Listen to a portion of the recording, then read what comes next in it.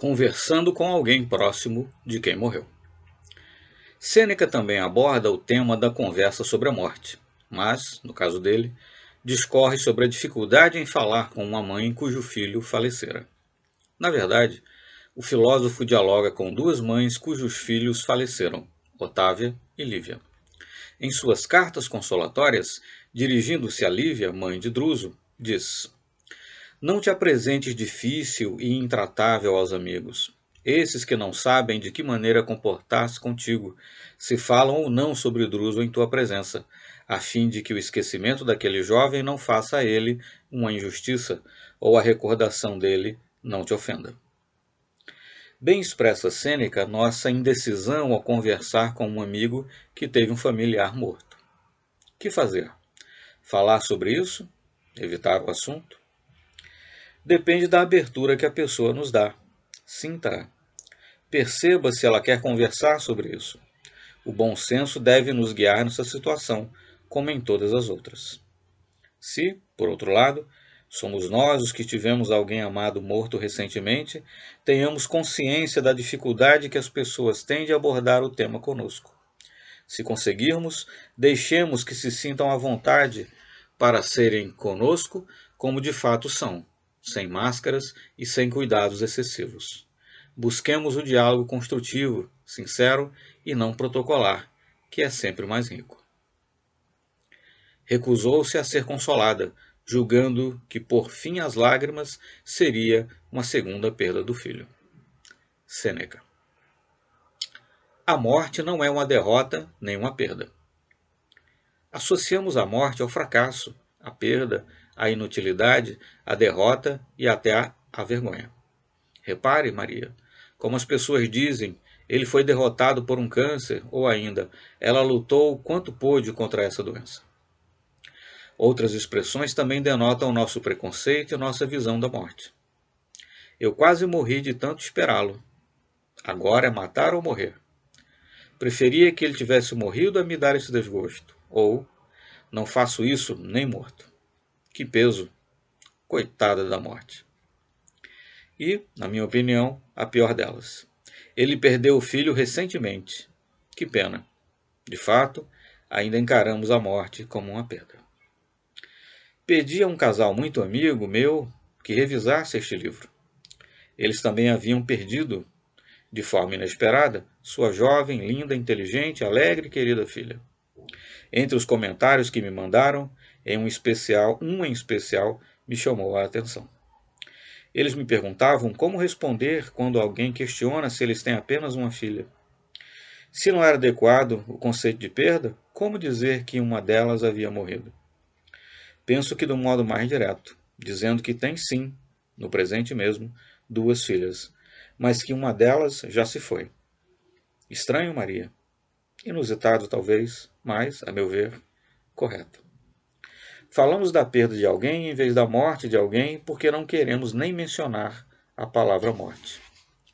Parece mais educado, mais polido, evitar a menção de morte. Aliás, é curioso notar todo o cuidado que temos com o linguajar quando se fala do assunto. Algumas pessoas ainda hoje não mencionam a palavra câncer quando dizem que alguém está doente com câncer. Nem sei ao certo como falam, mas evitam pronunciar o nome da doença porque, como não tão antigamente os índices de cura eram muito baixos e a letalidade do câncer muito alta, morria-se muito mais desse mal. Então, para evitar falar da morte, para não aventar essa possibilidade, não se falava nem a palavra câncer. Olhe só. Montaigne, em seu livro Os Ensaios, comenta que na Grécia Antiga se evitava qualquer menção à palavra morte. Em vez de dizer que tal pessoa havia morrido, dizia-se que ela havia deixado de viver. Engraçado, não? Como podemos constatar, nossa visão, nosso comportamento e nosso temor da morte não mudaram quase nada ao longo dos milênios. Os homens temem a morte assim como as crianças temem a escuridão. Francis Bacon, político, filósofo e ensaísta inglês. Não tenhamos pena de quem morre. Morrer é deixar o corpo físico. não é péssimo. Dizemos que a vida é uma oportunidade, um presente ou uma bênção. Por que a morte também não seria? Ela nos leva para outra experiência, nos dá a oportunidade de seguir por outros caminhos e aprendizados. Além disso, o que seria da Terra se ninguém morresse? Inviável. Não temos que ter pena de quem morreu. Por que teríamos? Quem morreu apenas deixou para trás o corpo que usava, nada além disso. A gente tende a ter pena da pessoa que morreu porque, como foi dito, acha que ela está perdendo algo. Mas o que essa pessoa estaria perdendo? Perde a chance de continuar convivendo conosco, certo. Mas isso, sinceramente, é grande perda. Pensemos que essa pessoa também deixa de lado todos os sofrimentos que enfrentamos no dia a dia com a sobrevivência, a segurança, o dinheiro, a miséria, os conflitos, as necessidades, a injustiça, a doença. E quem garante que essa pessoa não vai estar num lugar ou numa experiência muito melhor e mais rica? Quem sabe se ela não está convivendo com outras pessoas bem interessantes, as quais ela ama igualmente? Será que não está aprendendo coisas importantes para o seu desenvolvimento? Será que, se ela ficasse por mais tempo conosco, não sofreria mais, não perderia a saúde? Frequentemente, não queremos que morra uma pessoa de nosso relacionamento que está muito doente e sofrendo. Por que isso? Para que desejar que ela continue penando? Não seria egoísmo nosso? Um desejo de posse que nos faz querer ter essa pessoa para nós, à nossa disposição, para sempre?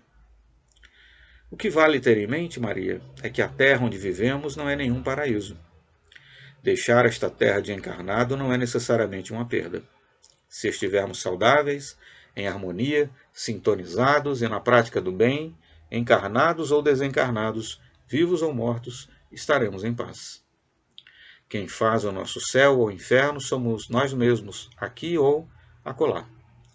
O Espiritismo nos dá uma boa visão da mesquinhez que é querermos que nossos afetos fiquem aqui conosco quando chega a hora de sua morte.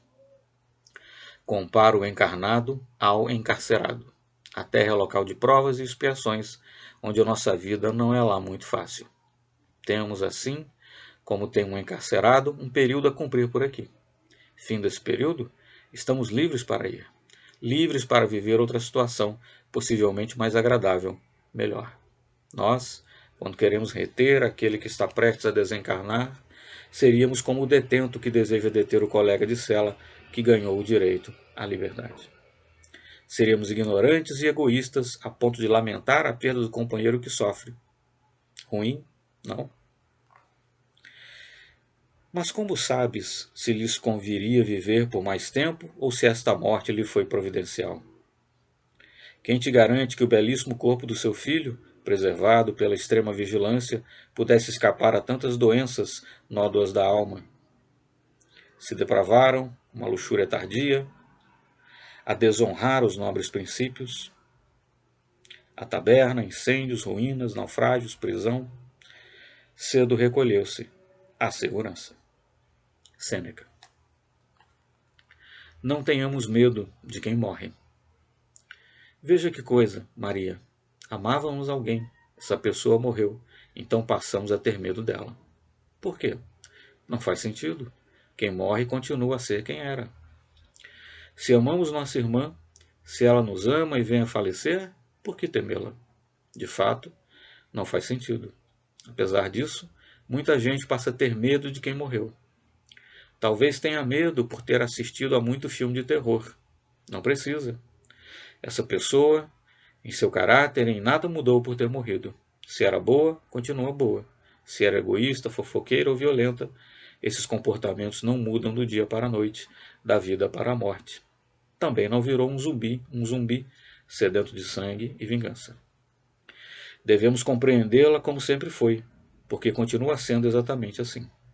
É importante entender também que ela não ficou santa ou ganhou poderes extraordinários pelo simples fato de ter morrido. Daí porque não vale ficar pedindo coisas, bênçãos e proteção a quem morreu. Essa pessoa, repito para que lembremos disso, não ganhou sabedoria ou poderes especiais só porque morreu. Além disso, ela tem muito mais a aprender e a fazer que ficar cuidando de nós.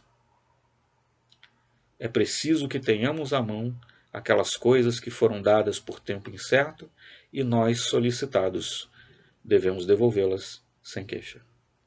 Sêneca.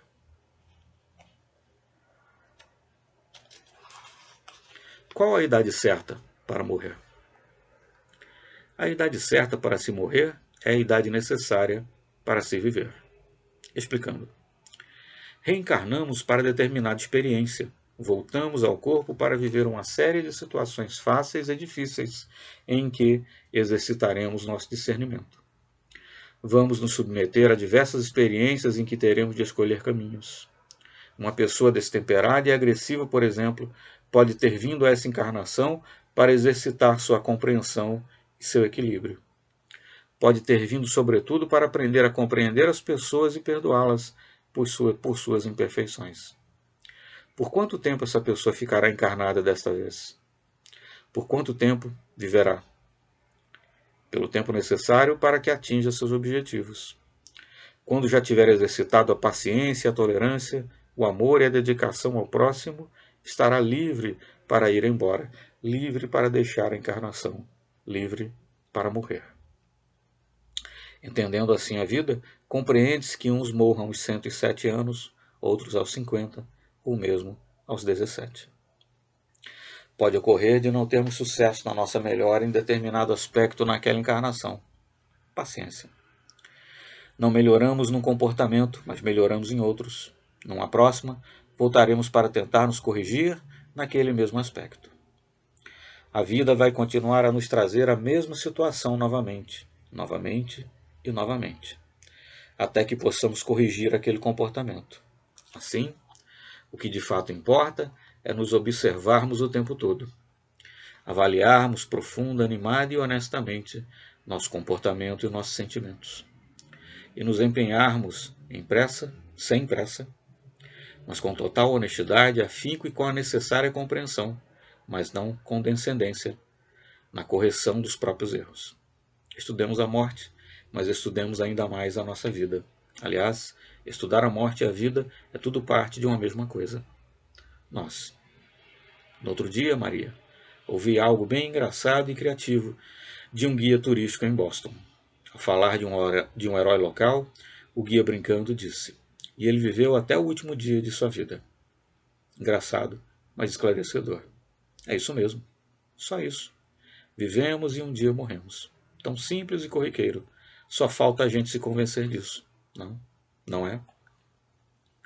No caso dos que morrem ainda bebês ou crianças, o Espiritismo nos esclarece que é um tempinho extra de vida que faltou na encarnação anterior. Por algum motivo, ela foi interrompida antes do tempo. Agora, esses meses ou poucos anos que faltavam foram um complemento à encarnação anterior. Sempre há também uma experiência dura para seus pais. O baque da morte de um filho ainda pequeno deveria levar o casal e todos os que estão envolvidos na situação a repensar vários aspectos de sua vida. O que de fato importa? Estamos agindo como deveríamos com a sociedade, no trabalho, na família e com nós mesmos? Todos caímos neste erro de julgar que somente os velhos e os debilitados se inclinam para a morte. Sêneca. Morremos porque já cumprimos nossa experiência? Não, nem sempre. Às vezes, a coisa está complicada. Em vez de evoluir, estamos provocando grande confusão. Estamos perdendo tempo e fazendo um monte de besteiras que prejudicam a nós mesmos e aos outros. Ainda que o espírito não involua, o dano pode ser maior que o ganho. Nesse caso, pode acontecer de a encarnação ser interrompida antes do prazo. Opta-se, um grupo de espíritos moralmente muito elevados e com autoridade e responsabilidade para tal, por retirar aquele espírito daquele ambiente antes que haja um estrago maior. Ele volta para repensar sua situação. Estuda, ouve, aprende e aí sim, mais esclarecido e fortalecido, retorna para uma nova encarnação em outra situação para passar por experiências similares. Uma nova tentativa. 2 pontos importantes. 1. não se melhora completamente apenas numa encarnação. Impossível. Não há tempo para tanto. Numa encarnação, melhora-se um pouco, na outra mais um pouco, e assim por diante. Agora, quando se melhora, varia de pessoa. Quanto se melhora, varia de pessoa para pessoa. Varia de acordo com seu empenho, com sua coragem, com sua vontade. Um espírito que percebe a responsabilidade, o ganho e o prazer em agir bem, cresce muito mais rapidamente. Outro pode não querer o compromisso e o esforço de se emendar e, como tem livre-arbítrio, pode agir assim. Mas, pela lei de causa e efeito, essa pessoa não evoluirá tão rapidamente. Se fôssemos comparar os dois, o primeiro teria muito mais mérito e teria conquistado para si uma vida muito mais equilibrada e feliz. Essa diferença na história e na evolução dos dois é o que explica a diferença entre a felicidade e a infelicidade relativa das pessoas. É o que explica porque uns aparentemente têm uma vida mais tranquila e alegre que outros. Merecimento ou, como gostam os executivos, meritocracia. Não há regressão. 2. Não há regressão. Não pioramos numa encarnação. Se retomando o corpo anterior, numa encarnação, aprendemos a moderar o temperamento e já não somos mais agressivos. 2. Não há regressão. Não pioramos numa encarnação. Se, retomando o exemplo anterior, numa encarnação aprendemos a moderar o temperamento e já não somos mais agressivos, isso está feito. Jamais seremos agressivos novamente. O que pode acontecer é que, por displicência, deixemos de evoluir numa encarnação, mas não regredimos. Eis um teste para saber se você concluiu sua missão na Terra. Se está vivo, não concluiu. Richard Bach, escritor norte-americano. Morre uma pessoa boa e vive uma pessoa má. Cadê a justiça divina? Essa pergunta evidencia a nossa ignorância no assunto. Por que morre uma pessoa aparentemente boa? Morre o sujeito bom porque ele já pode morrer. Ele não precisa mais ficar preso aqui na encarnação. Ele, se é ou está bom, provavelmente já cumpriu sua experiência nesta encarnação. Por que ficaria mais tempo por aqui? Por que ficaria sofrendo as dificuldades de uma vida encarnada? Não precisa mais dessa experiência. Então pode se retirar para uma vida melhor, menos atribulada, menos agressiva. Chegou a hora de crescer como espírito. Voltando ao exemplo já citado, querer que um sujeito bom continue encarnado é como querer que um presidiário que cumpriu sua pena continue prisioneiro. Se ele cumpriu sua pena, se ele se corrigiu, não precisa, não merece e não seria correto continuar preso, sofrendo num lugar cheio de problemas. E por que o sujeito mau não morre logo? Sua morte nos livraria de seu nefasto convívio. Aqui também, a mesma lógica. Ele ainda precisa continuar encarnado. Necessita da lixa grossa da vida encarnada para lhe aparar as arestas. Precisa ainda de todos os tombos, relações e tropeços para compreender que deve ser mais manso, humilde, honesto, fraterno, atento, generoso, cordial. Precisa das experiências, muitas vezes complexas e difíceis, que a vida lhe proporcionará para que reflita e mude para melhor, sempre para melhor. E, se não mudar os comportamentos ruins que ainda insiste em manter, mais tempo ficará encarnado. Digo, mais tempo ficará encarcerado. Digo, encarnado. E se esta encarnação não for suficiente para que se corrija, muitas outras, tantas quantas forem necessárias, ele terá. Não entendemos direito essa lógica porque achamos que bom é estar encarnado e ruim é desencarnar. Repensemos. Podemos acusar o destino longamente, mas não podemos mudá-lo. Ele se mantém duro e inflexível. Ninguém o move com a injúria, nem com o pranto, nem com a razão. Nada poupa jamais, nem perdoa ninguém. Poupemo-nos, assim, das lágrimas que de nada servem. Na verdade, essa dor nos levará mais facilmente aos outros do que os reconduzirá a nós. Sêneca. Pena de morte. Falemos de um pensamento comum, que, para nos livrarmos de uma pessoa má, basta que ela morra. É o raciocínio dos que defendem a pena de morte. E como o Espiritismo vê a pena de morte? O Espiritismo não a defende, por dois motivos. Porque ninguém tem direito a tirar a vida de outra pessoa, isso cabe a Deus, exceção feita à legítima defesa. Porque é ineficiente. É ineficiente, pois o único modo de modificar o comportamento inadequado de uma pessoa é ela se convencendo de que é de seu interesse melhorar. Enquanto ela mesma não concluir ser de seu interesse se tornar uma pessoa melhor, mais querida, equilibrada e feliz, ninguém pode modificá-la. Então, um assassino ou traficante morto, por exemplo, é um assassino ou traficante agindo às escondidas, sem o corpo físico. Ele não mais consegue matar ou traficar de forma efetiva, pois não tem mais o corpo físico, mas continua a agir, agora com muito mais liberdade, para influenciar outros que ainda se encontram encarnados.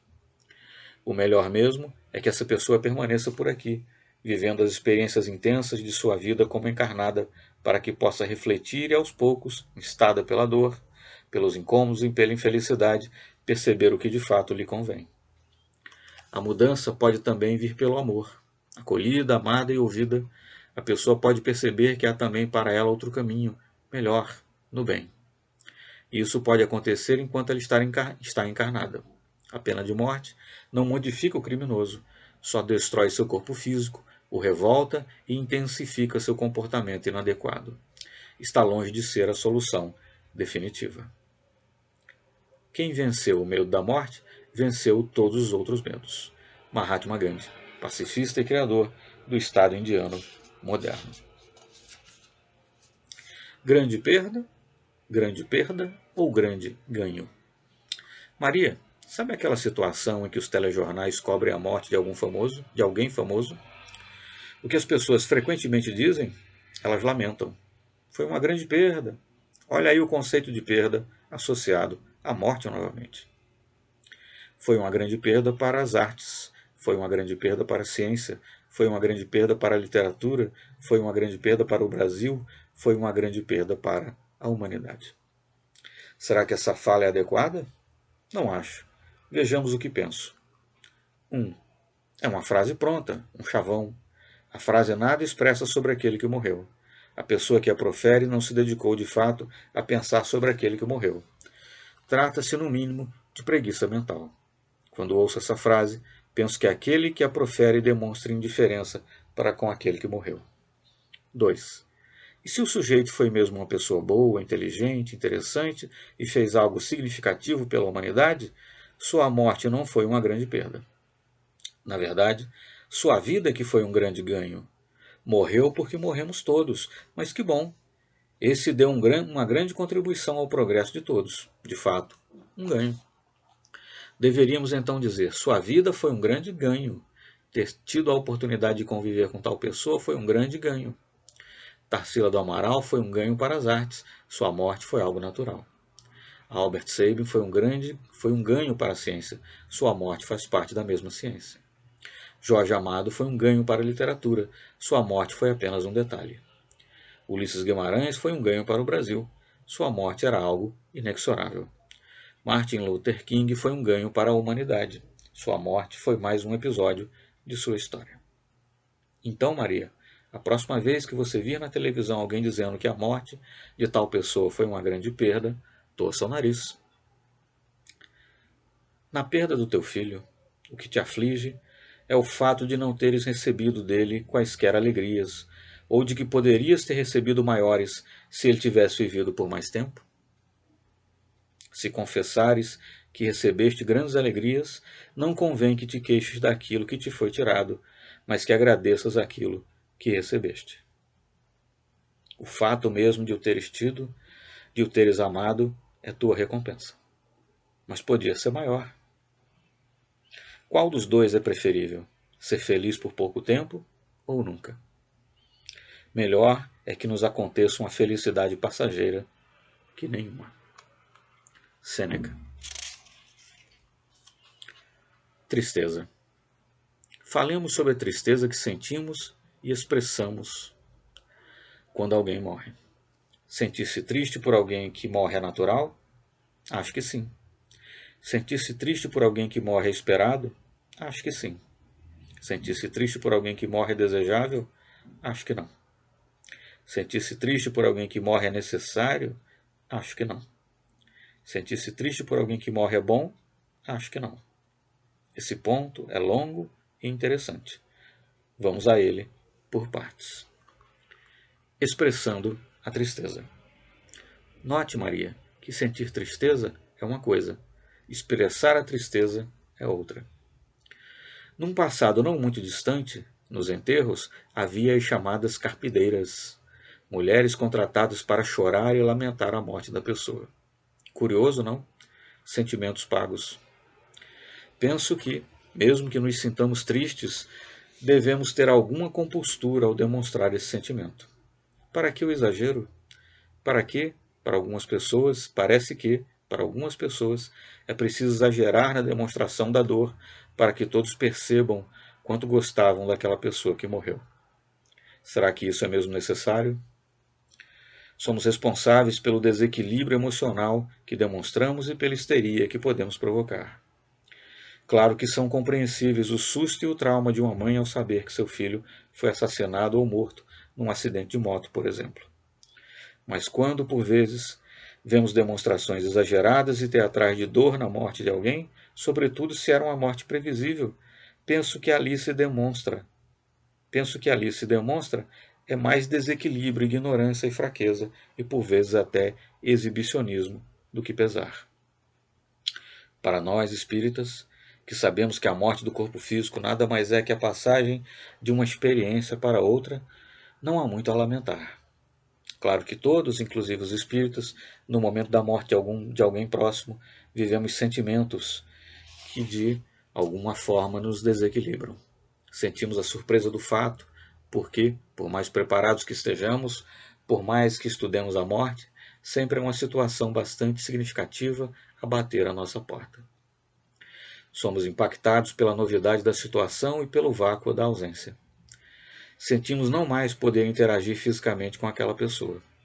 Percebemos os problemas que a ausência física dela pode nos trazer, problemas financeiros, novas responsabilidades a assumir, solidão. E isso naturalmente preocupa e pode entristecer. Mas essa tristeza e essa preocupação deveriam ser, como tudo, guiadas pelo bom senso. Por cultura e por hábito, convencionou-se que quando alguém morre, temos todos que aparentar descontentamento. Temos que ficar tristes. Será mesmo? Será que não deveríamos ver o lado bacana da vida que a pessoa teve ou que nós tivemos junto a ela? Não se trata de fazer o jogo do contente. Trata-se de ser honesto e de ver tudo como de fato foi. E é. Se foi bacana, alegremos-nos por termos vivido essa experiência com uma pessoa tão interessante. Lembremos dela nesses momentos de fascinantes descobertas, boas conversas, sabedoria, alegrias, superação, aprendizado e exemplos. Se ela, a dor, nos tortura e nos ajuda, deve ser afastada o mais breve possível, e o espírito deve ser resgatado de consolos inúteis e de certo amargo desejo de chorar. Sêneca. Tristeza para mim versus tristeza para o mundo ver. Voltando à discussão sobre sentir e expressar a tristeza. Creio que em tudo na vida devemos buscar a autenticidade, a sinceridade.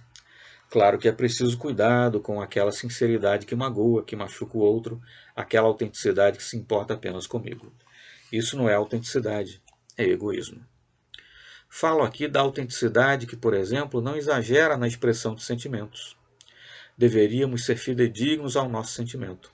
Se nos sentimos bem apesar da morte de uma pessoa, se sentimos por ela amor e gratidão, expressemos esse sentimento.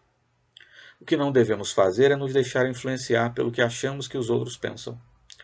Não deveríamos, por exemplo, forçar a expressão de uma dor, além da que sentimos apenas para agir, como achamos que as pessoas julgam adequado. Isso é falso e desnecessário.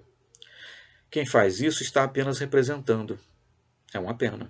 É uma falta de consideração para com o morto, para com os outros e para consigo mesmo. Um ponto para se pensar. Será que, ao expressarmos a tristeza pela morte do outro, não estamos, na verdade, expressando apenas a nossa dor? Uma sensação de injustiça? Como Deus foi tirar essa pessoa de que tanto gosto de meu convívio diário? E se for isso, Será que aí não há um quê de egoísmo? Porventura sofro por mim ou por aquele que morreu? Se por mim, é inútil a ostentação de minha afeição, e a minha dor, que é desculpada só enquanto é honesta, começa a afastar-se do afeto familiar, quando reflete a utilidade pessoal. Nada, porém, convém menos a um homem virtuoso do que tirar proveito da morte do irmão. Sêneca. O sofrimento daquele que morreu.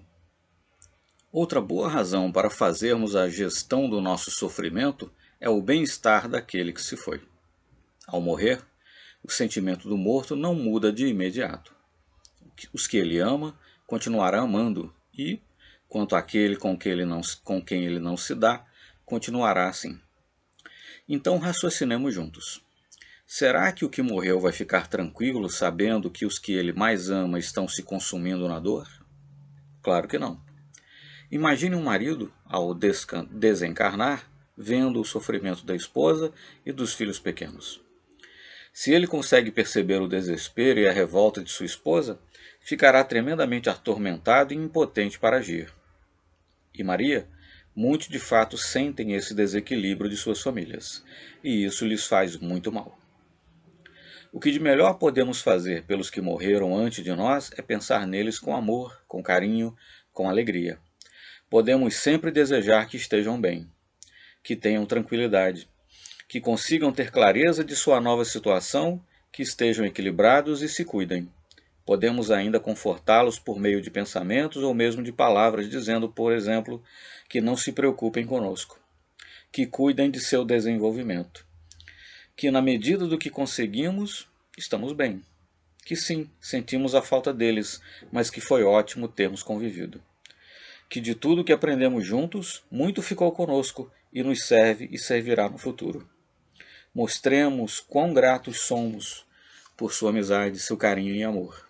Podemos dizer da admiração que temos por eles e que os desculpamos pelos erros que cometeram para conosco.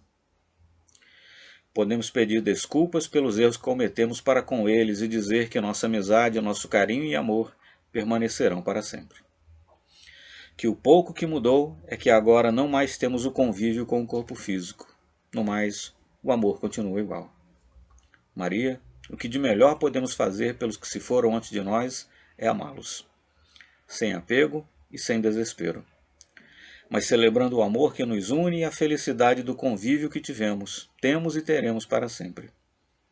Assim como sentem nossa tristeza, eles também sentem a nossa alegria. A alegria e a gratidão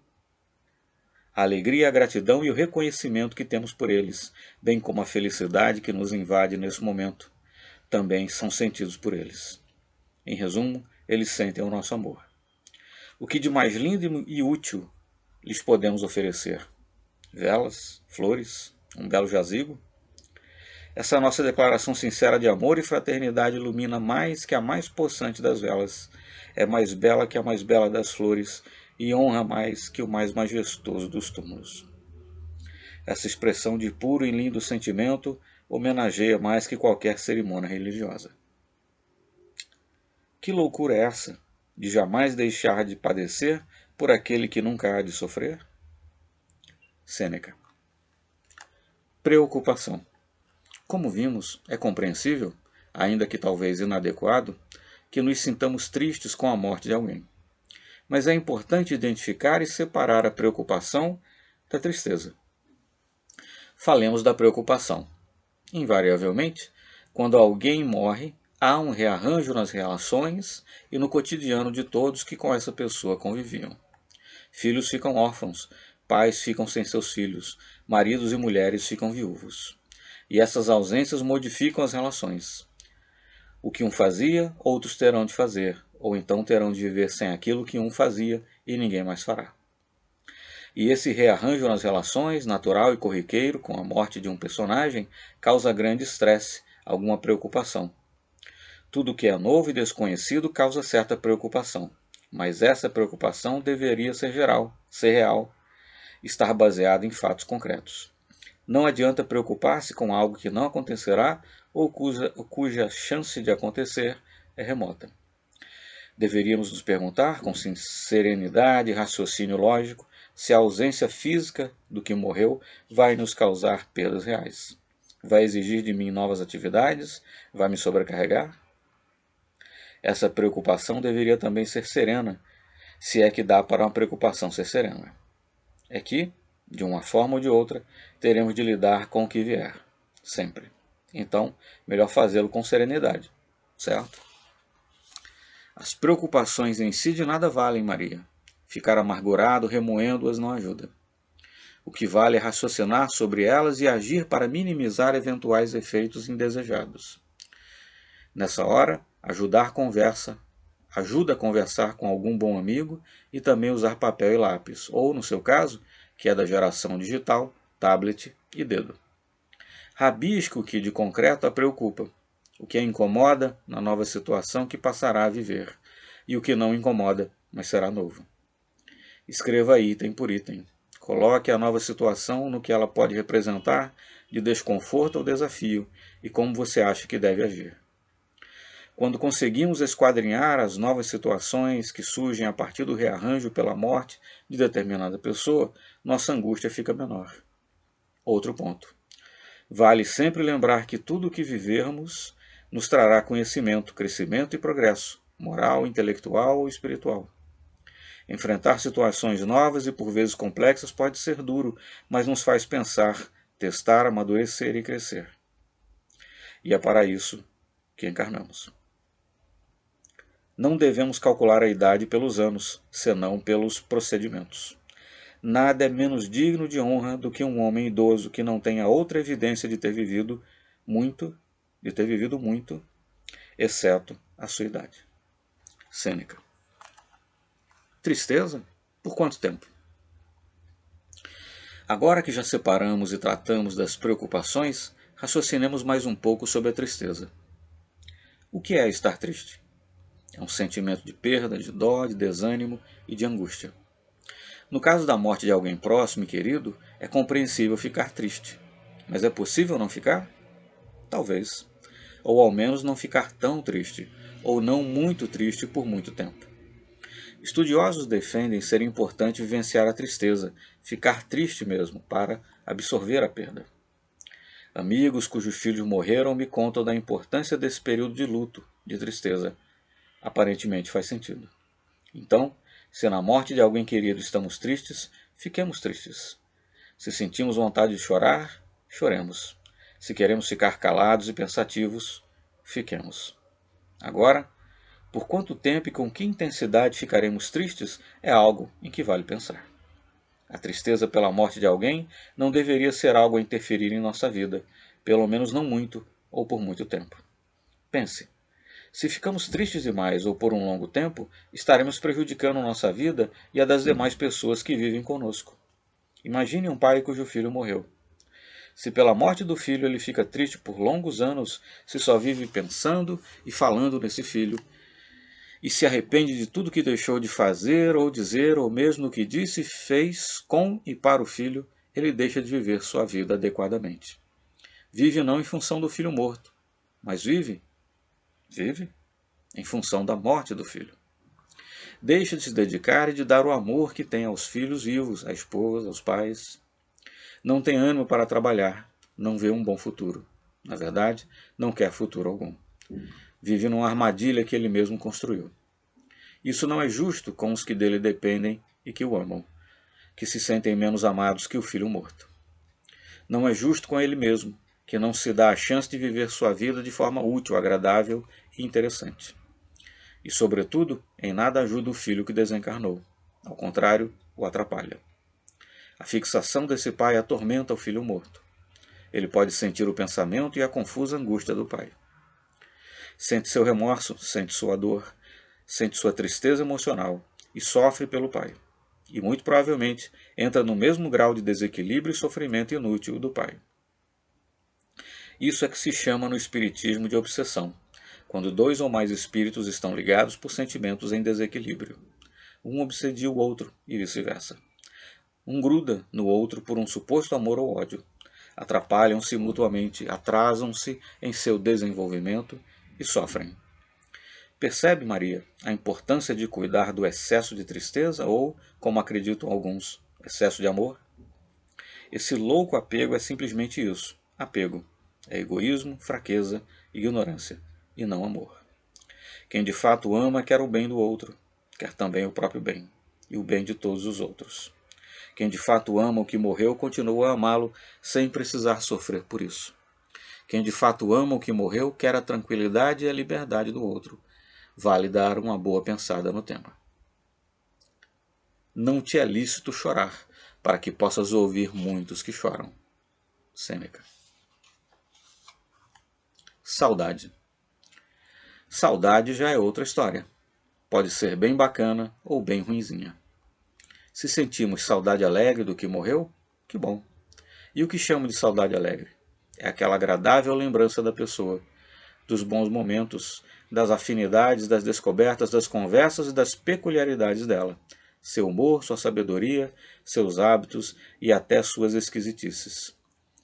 É algo que, ao lembrarmos, pode nos dar uma pontinha de saudade emocionada, mas é uma emoção que nos traz um leve sorriso aos lábios. Uma alegria gostosa. Essa saudade é ótima.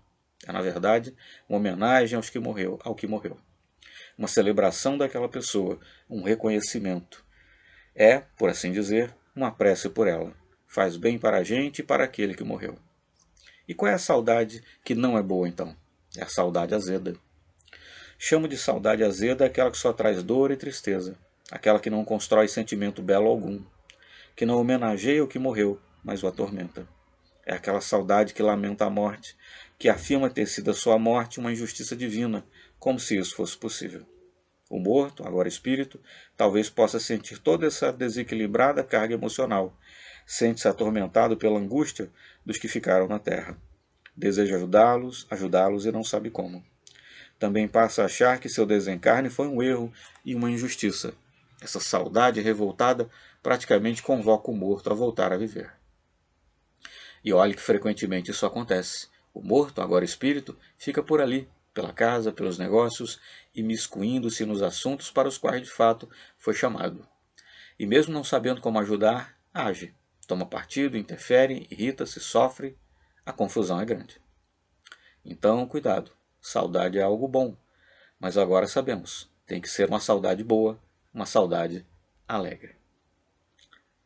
De fato, ele deseja ser para ti causa de saudade, não de tormento. Para que serve, pois, definhares-te com uma dor que, se é que os mortos têm sensibilidade, o teu irmão deseja que se acabe?